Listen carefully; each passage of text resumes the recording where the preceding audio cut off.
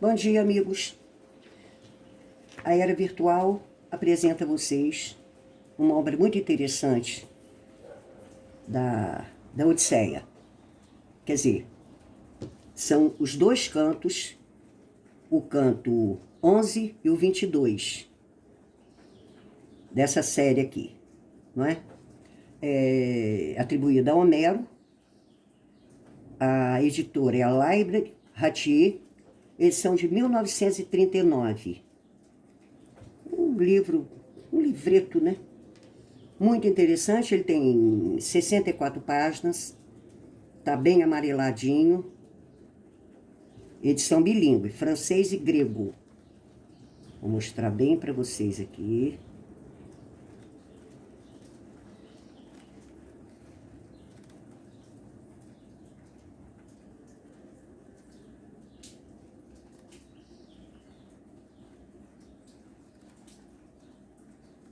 É uma edição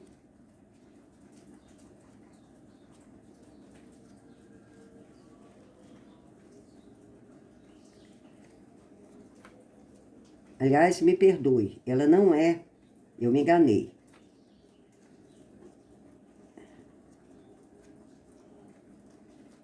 Não, é assim, perdão.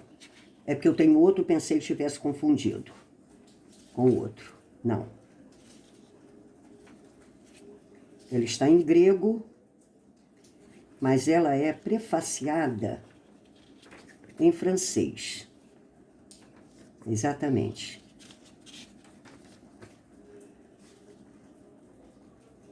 Exatamente. Depois é todo em grego. Os cantos são em grego. Só o prefácio, o iniciozinho que é em francês. O rodapé, tudo isso em francês. Na realidade, não deixa de ser uma edição bilíngue. Bem, vamos lá. Falando um pouquinho sobre essa parte, esses dois cantos. Deixa eu mostrar mais um pouquinho, para que vocês vejam bem. Ó, tem um amareladinho, natural, né? Uma edição antiga, né? Olha lá. A lombada tem algumas avariazinhas naturais, o corte amarelado. Lembrando que os livros são todos higienizados, viu? É porque realmente é um livro antigo, né? Esse épico, né? Esses poemas épicos da Grécia, né? Essa Odisseia, principalmente atribuída a Homero, é de tradição, poemas de tradição oral, né? E foi escrito provavelmente no final do século 8 AC. Ela relata a volta de Odisseu, herói da guerra de Troia, a Ítaca, de Troia a Ítaca. Leva 10 anos essa volta, após a destruição de Troia. Na realidade, a Odisseia são 20 anos, 10 para Troia e 10 para Ítaca. Ela narra com muita emoção os feitos, as glórias, as aventuras, né? A luta pela sobrevivência do herói Odisseu, ou Ulisses no romano, né? Influenciou obras como a Eneida, de Virgílio, os Lusíadas de Camões, Ulisses, até Ulisses de James Joyce, e inúmeros outros, né? Nós costumamos usar aquela expressão, viagem foi homérica, ou mesmo uma epopeia, e expressamos com vigor, não é mesmo? Engraçado. É muito curioso, né? A Odisseia é cantada em 24 versos. Este só narra os cantos 11 e 22. O 11 vai narrar a chegada de Odisseu a Hades, que é o inferno. E o 22, o retorno a Ítaca, o seu reino. Né? O canto 11, que fala justamente da chegada da nau de Odisseu, país dos Cimérios, ele desce ao Hades, o inferno, mundo subterrâneo dos mortos, com o objetivo de consultar o profeta Tiresias.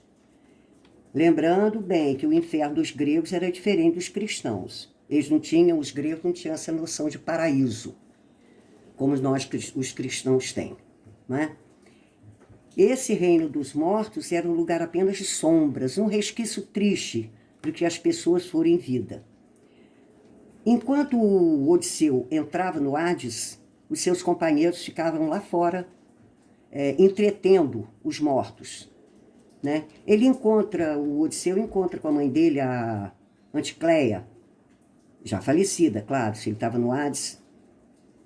E ela então fala, a mãe dele fala sobre a Penélope, a mulher dele, a mulher do Odisseu e do filho. E não sei se vocês lembram, mas a Penélope tinha vários pretendentes, então ela tecia aquela colcha, ela combinou que ela só escolheria a mão de um dos pretendentes quando ela terminasse aquela colcha. E ela tecia a colcha durante o dia. E à noite ela desmanchava tudo de novo, no dia seguinte recomeçava. Né? Enfim, o Tiresias profetizou, o Odisseu, que ele teria muitos problemas quando retornasse à sua casa, porque os pretendentes da Penélope estariam dilapidando os patrimônios, os bens, querendo matar o próprio filho dele, né? E que o Odisseu mataria esses pretendentes e retomaria o seu reino. O Odisseu, lá no Hades, ele visita Jocasta, Clóris, Leda, Fedra, Ariana, né? Clêmene, Areta, Aquiles e Ájax, que foram seus companheiros que morreram na guerra de Troia. Então, a situação de Ítaca não era nada agradável. O filho Telêmaco, o filho de Odisseu, já tinha, então, nessa época, 20 anos. Porque quando ele foi para Troia, o filho dele era recém-nascido. Então, nessa ida dele para Troia, guerrear na Troia e voltar, 20 anos se passaram. Né? Então, Odisseu, ele prossegue viagem e ele cai nos amores da ninfa Calipso. Ele passou 7 dos 10 anos perdido, mas vivendo com a Calipso. Né? Depois ele retorna a Atena, ou Atená, como muitos chamam, mais uma vez entra em ação e liberta Odisseu. Bem, isso no canto, é o canto 11. No canto 22, após todas essas aventuras e prisões, Odisseu regressa à sua casa após os tais 20 anos. Ele encontra Penélope e o seu filho Telêmaco.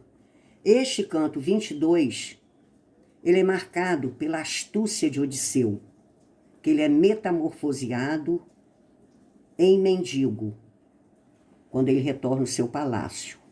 E ele torna-se alvo de zombarias, dos sórdidos pretendentes de Penélope, e ele com aparência de velho, mal vestido, imundo.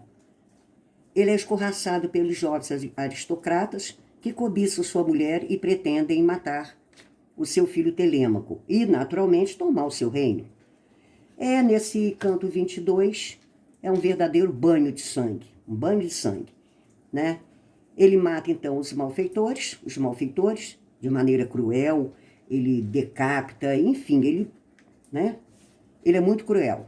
Mata todos, inclusive as servas que eram infiéis à sua mulher e ao seu reino. E assim termina, aliás, o canto 22, e temos ainda os 2 cantos restantes, mas não estão neste livro.